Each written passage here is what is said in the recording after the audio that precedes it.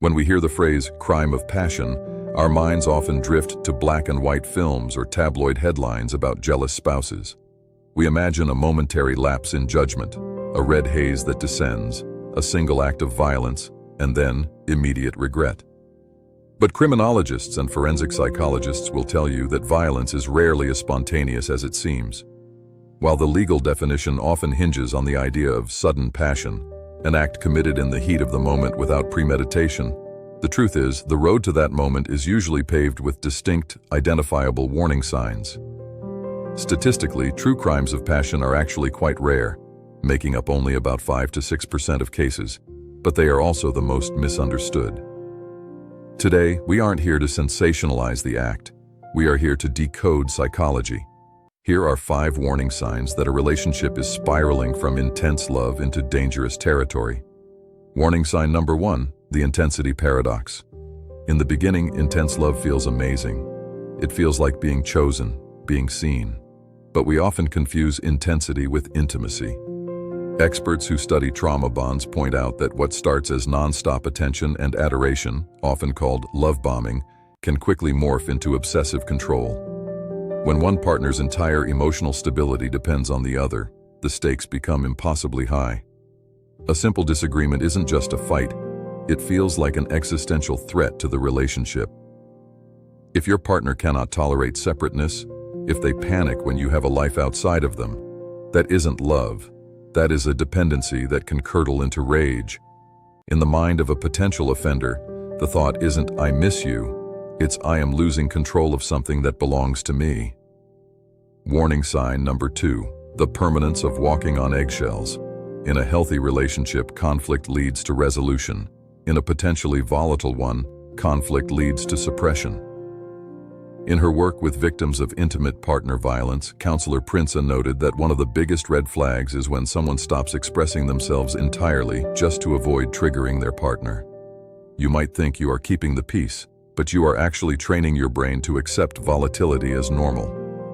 When you are more concerned with managing your partner's emotional state than expressing your own feelings, the power dynamic has shifted into dangerous territory. This suppression builds pressure on both sides. The victim feels trapped, and the abuser feels increasingly empowered and entitled. Warning sign number 3, the narrative of righteous anger. This is the most misunderstood aspect of the crime of passion defense. The law sometimes recognizes heat of passion as a mitigating factor, but only if the provocation was severe, like catching a spouse in the act of adultery. However, psychologist Deborah Burton explains that rage is actually a disconnect from feelings of love. It is a reaction to intense pain where the individual tries to do anything to reduce that pain. The danger zone is when a person begins to see their anger as righteous and justified. They stop seeing their partner as a person and start seeing them as the cause of their pain.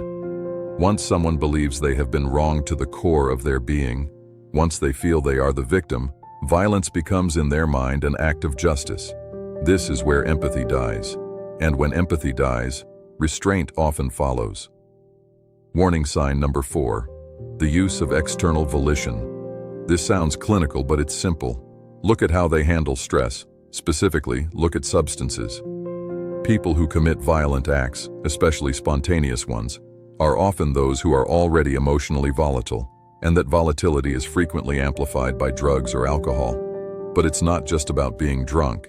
It's about using substances as an excuse to lose control. Psychologists note that some individuals harbor a deep-seated desire to let go, to unleash the rage they usually keep bottled up. Substances provide the key to that cage. If you notice that your partner only becomes truly cruel or violent when under the influence, it doesn't mean the sober them is safe. It means the sober them is simply better at hiding the impulse. And finally, warning sign number 5, the unhealed child. This is perhaps the most heartbreaking sign because it is often invisible.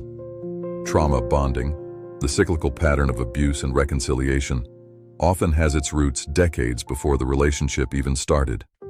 Individuals who experienced emotional neglect, abandonment, or abuse as children often grow up to subconsciously seek relationships that feel familiar.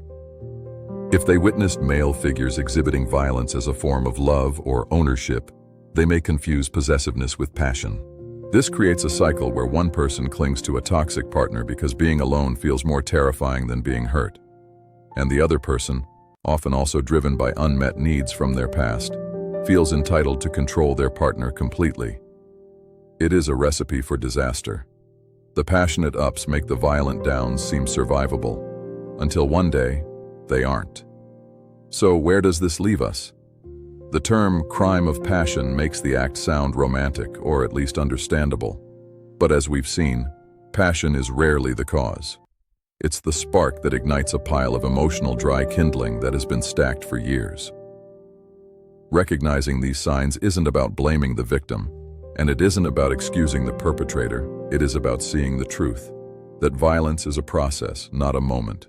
If you see these patterns in your own life, or in the life of someone you love, don't wait for the moment to pass. The only person who can safely break the cycle is the one who is willing to walk away before the passion turns deadly. Thanks for watching. Stay safe and stay aware. We'll see you in the next video.